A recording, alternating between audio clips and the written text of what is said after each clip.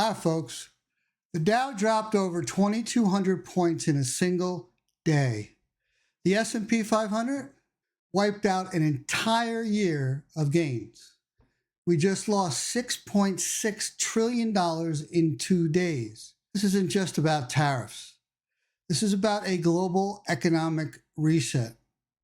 And if Bill Ackman, the investor, we have 90 days to hit the pause button before this spirals into economic nuclear winter.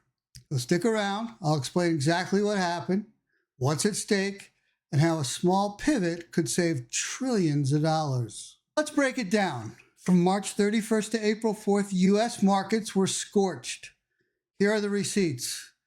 The S&P 500 was down 9.1%, its seventh worst week in 25 years. The NASDAQ was down 10%, officially making it into bear territory, which is a 20% decline from its high. The Dow Jones Industrial Average collapsed 7.9%, losing 2,231 points. That's 2,231 points in one Friday alone. That wasn't a correction. It was a 2-day annihilation. And the trigger? One announcement. Liberation Day. President Trump's 10% baseline tariff on every import into the United States, with much steeper reciprocal tariffs on select countries. China responded with a 34% tariff on U.S. goods. Activating a global trade war mode is evaporated. Winners? There weren't many. Discover Financial and Capital One did surge earlier in the week on merger news, but gave back their gains as the panic spread. Consumer staple stocks, like your grocery store stocks, they held up the best, but even they lost ground by Friday. Losers? Take your pick. Apple was down 7.3%. Target in one day. Target was down 10.9%. Tesla, Nvidia, Marvell, JD.com. Massive sell-offs across the board. So what's happening here? Let me be blunt. This is more than a tariff tantrum. This is a deliberate attempt to rewrite the post-World War II global economic order. James Bianco called it out. He said, this isn't about tariffs. It's about realigning the entire global economy. Ackman agrees. This is the most critical geopolitical moment since Bretton Woods. But here's the issue. The United States just launched a global economic war on everyone all at once. Ackman's warning, if Trump doesn't call a 90-day timeout, global CEOs will freeze. Investment halted. Consumer spending collapse.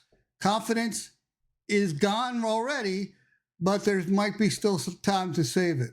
Dr. Ed Yardeni, our favorite economist for 40 years now, he's also a strategist. He's not mincing any words either. He called last week annihilation days. The S&P fell 17% from its February highs, almost a bear market. His recession odds, they jumped to 45%, but if you listen to him, he's regretting that he only went to 45%. He's still holding out, but he still thinks this is a terrible event. But he does offer a path out like Ackman. Trump could keep the 10% base tariff, which he said would raise the $600 billion that he wants for his budget negotiations, and pause the reciprocal tariff escalation for countries willing to negotiate. Yardeni calls it a victory lap. Trump declares the global economy fair game, opens up talks, backs off just enough to stop the bleeding. And what happens if he does? Markets rally fast, confidence rebounds, and he still gets his funding mechanism for his tax plan and budget picture, one that the rich crowd refuses to confront. We can't tax our way out of this debt. That's not politics, that's math. James Bianco laid it out. Taxes have hovered at 17% of GDP for 70 years, while spending is now 24 to 25% of GDP. To cover the gap, we need a new global system or we're going to have a reckoning. So if you're wondering why this moment feels seismic, it's because it is seismic, and it's not just a global reordering of trade.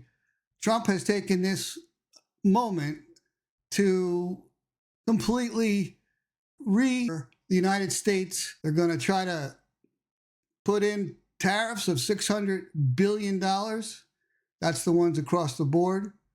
And then he's going to enact tax reform, especially on corporations. And all that will cure any kind of inflation impulse that we have, because on the supply side, we're going to zoom. Let me leave you with this. Bill Ackman says we have 90 days. Ed Yardeni says we do have an exit ramp. The market is screaming for this, screaming for some clarity. If we get a pause and a pivot, this could become one of the most significant buying opportunities of the decade. Something Howard Marks hinted at when he said, stocks are on sale. That should encourage people to think about buying. It encourages us all the time. But what if we don't? Strap in. So stay subscribed. In the coming days, we'll walk through exactly how to position your portfolio for both scenarios, and why remaining invested, as Josh Brown just said, is not a luxury, it's a necessity. It's just what you do when you're saving for retirement, when you're saving for the long term, when you're investing for the long term. Now, you can rebalance, and that's what we had been doing over the last 3 months before this. Thanks for listening.